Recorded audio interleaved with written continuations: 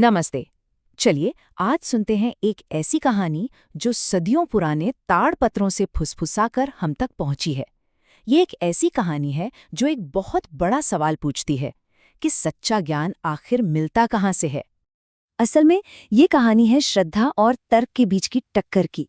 एक ऐसी यात्रा जिसके आखिर में हमें शायद ये समझ आए कि सच्चा ज्ञान आखिर बसता कहाँ है।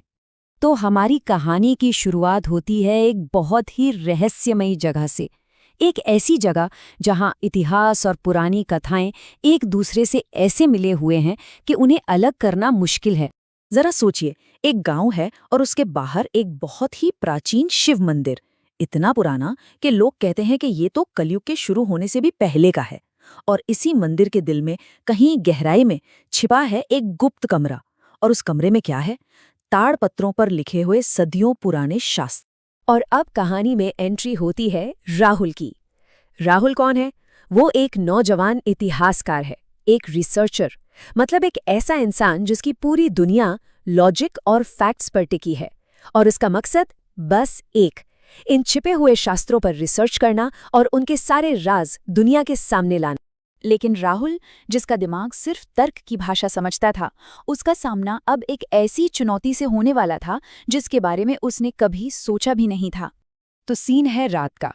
मंदिर में एकदम सन्नाटा, बस एक दिया है जो टिमटिमा रहा है। राहुल वहां अकेला है, अपने काम में पूरी तरह से खोया हुआ। उसे आसपास की उस अजीब सी रहस्यमयी खामोशी का कोई अंदाजा ही नहीं है।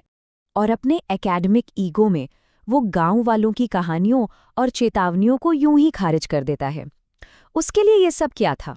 अंधविश्वास। उसके दिमाग में तो बस एक ही बात चल रही थी, अरे ये सब तो सिर्फ कहानियां हैं। लेकिन ठीक उसी वक्त जैसे ही वो पहला ताड़पत्र खोलता है, उसे मिलती है एक चौंका देने वाली चेतावनी। ये कोई मामूली लिखावट नहीं थी, ये तो एक शर्त थी। साफ साफ लिखा था, जो इसे अपवित्र मन से पढ़ेगा उसे काल अपने शब्दों में बांध लेगा। और बस इसके बाद से ही चीजें बहुत अजीब होने लगती हैं। अचानक से हवा एकदम बर्फीली हो जाती है।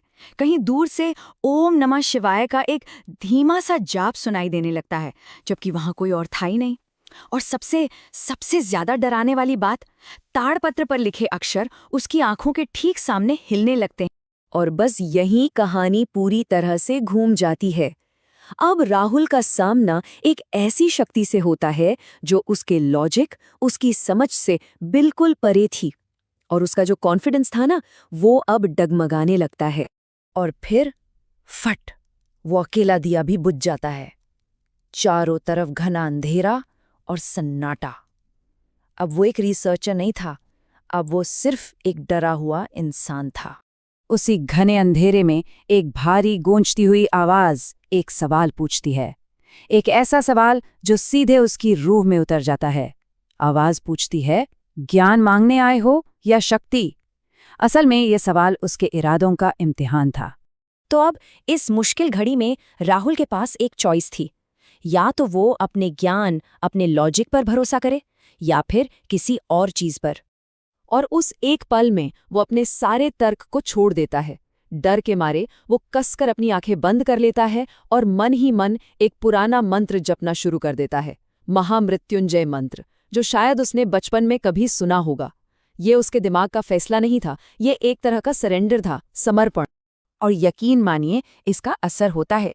वो ठंडी हवा शांत हो जाती है, वो डरावना सन्नाटा टूट जाता है, और वो दिया अपने आप फिर से जल उठता है, बिल्कुल वैसे ही जैसे कुछ हुआ ही ना हो।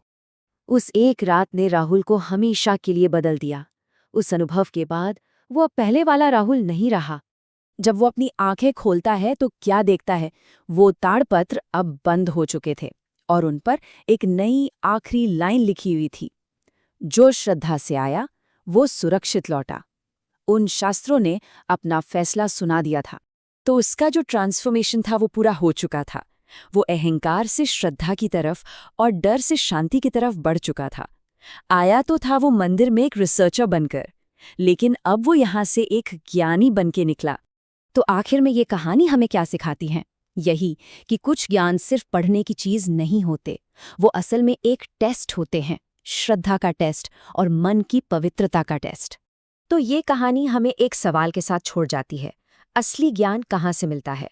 हमारे ईगो और एनालिसिस से, या फिर समर्पण और विश्वास से? ये सोचने वाली बात है।